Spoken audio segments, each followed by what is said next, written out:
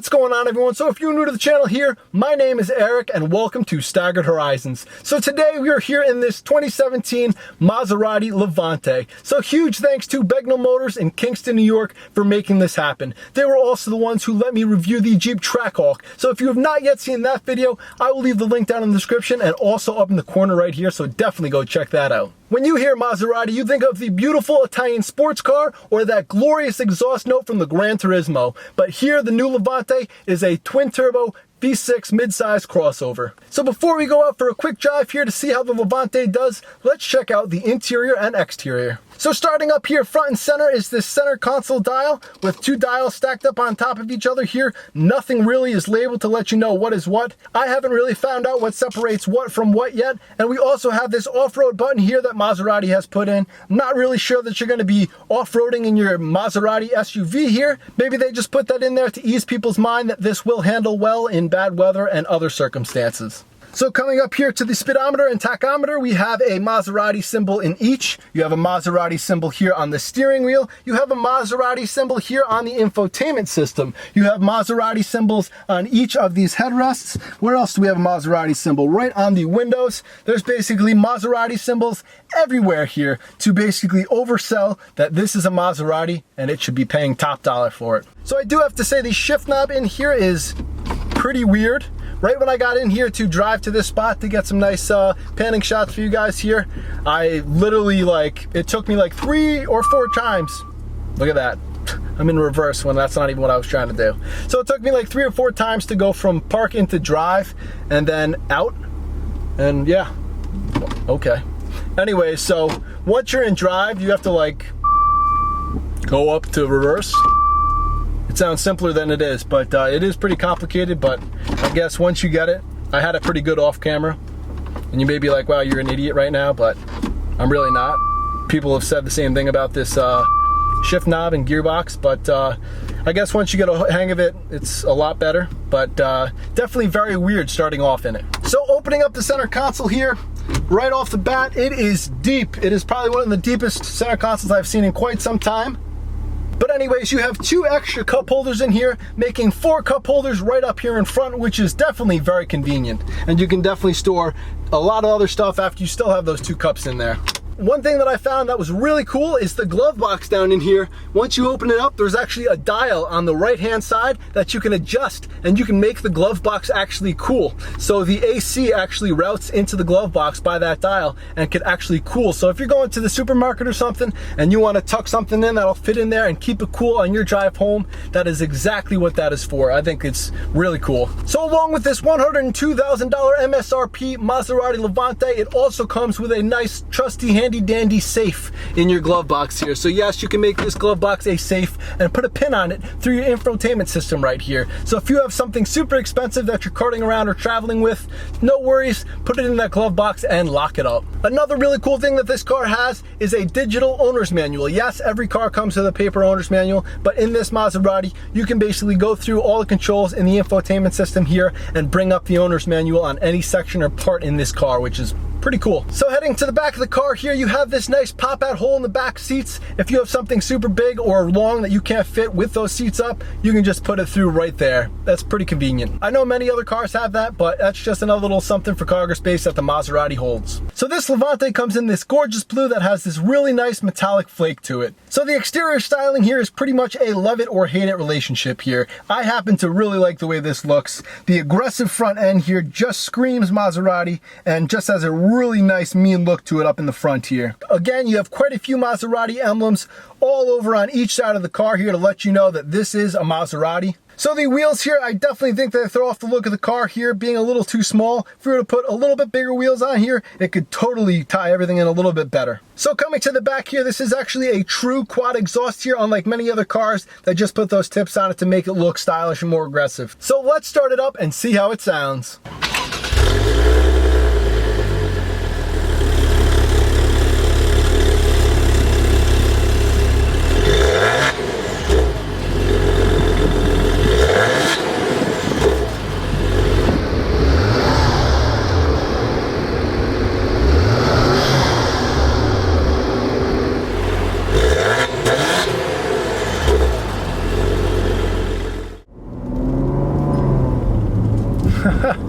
That exhaust definitely does sound nice.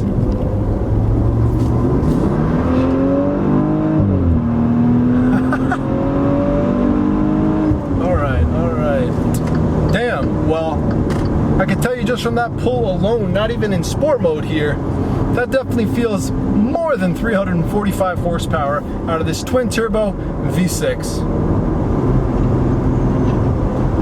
Wow. Picks up actually pretty nice. It has a little bit of, obviously, a little bit of turbo lag here, but once that kicks in, it pulls pretty nicely.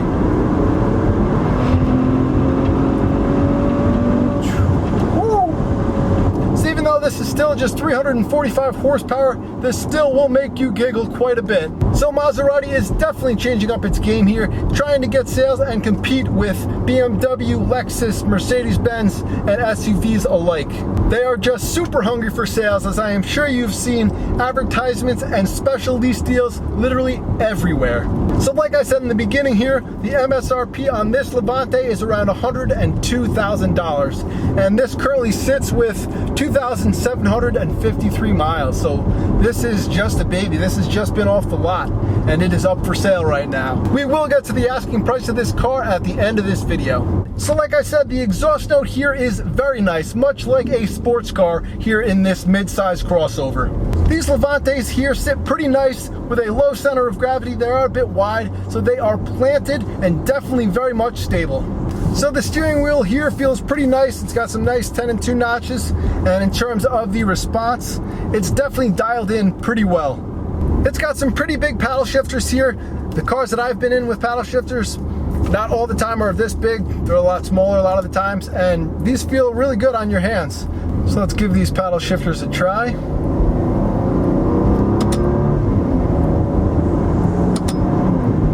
So they are pretty laggy on the upshift. Let's see how the downshift is.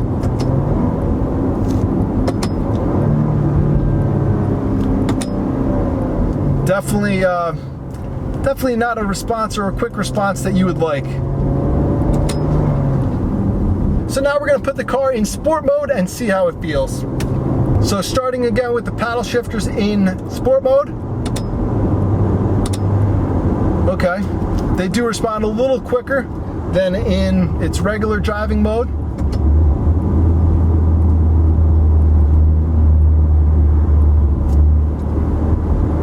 And the exhaust actually changes a tiny bit in sport mode. Gets a little more, I don't want to say throaty, and drony's not the word either, but I guess if it makes sense, in between a little more throaty and drony, but it's not really any of the others. Okay, the paddle shifters are definitely a bit more responsive in sport mode. So I'm gonna pull over, we're gonna do a nice little pull in sport mode and see how it feels, the difference between the normal driving mode. I think the exhaust, believe it or not, sounds better down on the low end and down like between like 10 to 25 miles an hour, believe it or not. Okay, so let's try a nice acceleration here in sport mode.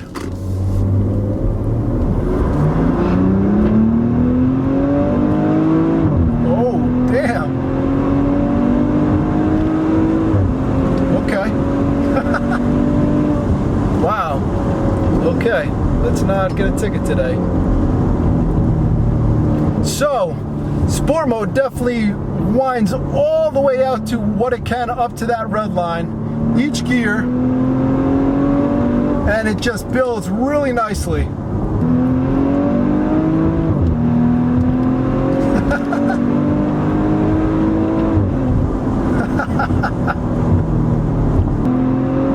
That exhaust just sounds really good. Not what I was expecting, but I was, because when you think of Maserati, you think of that beautiful Granturismo, but this is a twin turbo V6 here, but it still definitely sounds really good.